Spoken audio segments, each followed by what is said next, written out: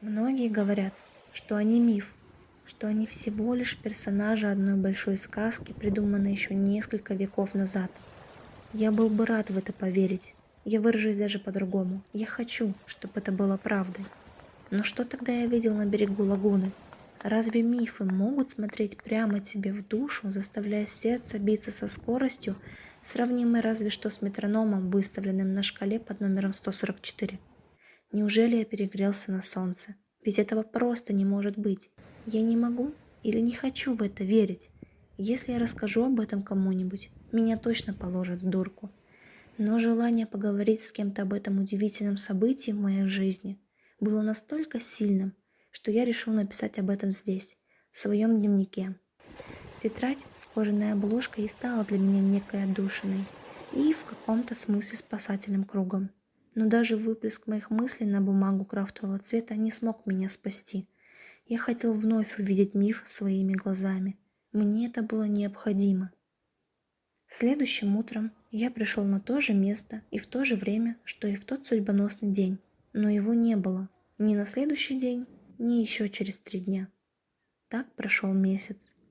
Посещать берег Кабу-Менор каждое утро стало для меня таким же привычным занятием, как и приходить в бар Nuevo Mundo по пятницам. В четверг, 13 числа, я решил прихватить с собой укулеле. Было настроение сесть на камни, покрытые мхом, опустить ноги в теплую воду Бискайского залива и просто окунуться в музыку. Когда я начал играть, то сразу почувствовал чей-то взгляд. Меня это насторожило, ведь в такое время здесь не бывает людей. Оторвав взгляд от музыкального инструмента, я увидел его. Почему-то я почувствовал облегчение, сравнимое разве что с чувством, которое испытываешь, когда дорогой тебе человек после многочисленных проигнорированных звонков наконец берет трубку и говорит, что с ним все хорошо. Неужели я волновался за это создание? Что ж, вполне возможно. Я достаточно сентиментальный парень. А если учесть тот факт, что не было ни минуты, чтобы я не думал о нем, вполне логично, что я сам, того не осознавая, привязался к мифу. Мы встретились взглядами всего лишь на 1 секунду, как в следующее мгновение зрительная связь разорвалась. Да что ж такое? Теперь, когда я уверен, что мне не показалось, я не смогу остановиться. Я буду продолжать искать встречу с ним. На следующий день я повторил все свои вчерашние действия и снова почувствовал тот взгляд. Но на этот раз, чтобы не спугнуть, я просто продолжил играть на своем музыкальном инструменте, напевая незамысловатую песню. Миф, миф, миф, где же ты? Прошло всего лишь мгновение, одно мгновение, когда ты, да, именно ты, ворвался в мою жизнь, словно в мое внутреннее отражение. Я пытался тебя забыть, погружаясь в записи, но неужели такое может быть, чтобы я смог в них запрятаться, напрямую игнорируя факт моей личной привязанности? Миф, миф, миф, не уплывай, не оставляй меня одного, сделай шаг навстречу, подплывай, ведь мы с тобой не от мира сего. Так и началась наша молчаливая дружба. Я пел, а он просто наблюдал за мной. Все чаще я позволял себе смотреть ему в глаза, а миф, в свою очередь, больше не исчезал в глубинах Бискайского залива, как это было раньше.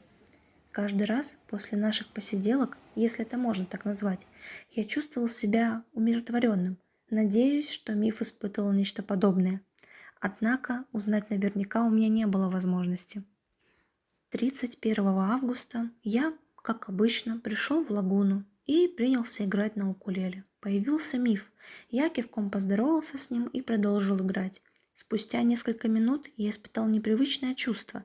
Подняв глаза на мифа, я увидел, что возле него находятся еще 2 существа, похожие на него. Одно было более худым и миловидным, а второе совсем крошечным. Я не мог поверить, неужели это его семья? Каждый из них смотрел на меня. Поняв, что что-то не так, я отложил свой музыкальный инструмент и посмотрел на мифа. Он же, в свою очередь, посмотрел на небо, а потом каждую свою конечность сжал в нечто подобие кулака и сделал мелкое круговое движение. Мое сердце сжалось от тоски. Я понял, что он имеет в виду. Миграция. Им необходима миграция, так как вода здесь теплая только летом. Посмотрев на меня в последний раз, он кивнул и вместе со своей семьей исчез в глубинах Бискайского залива. До встречи, миф. Я уверен, что следующим летом мы вновь встретимся.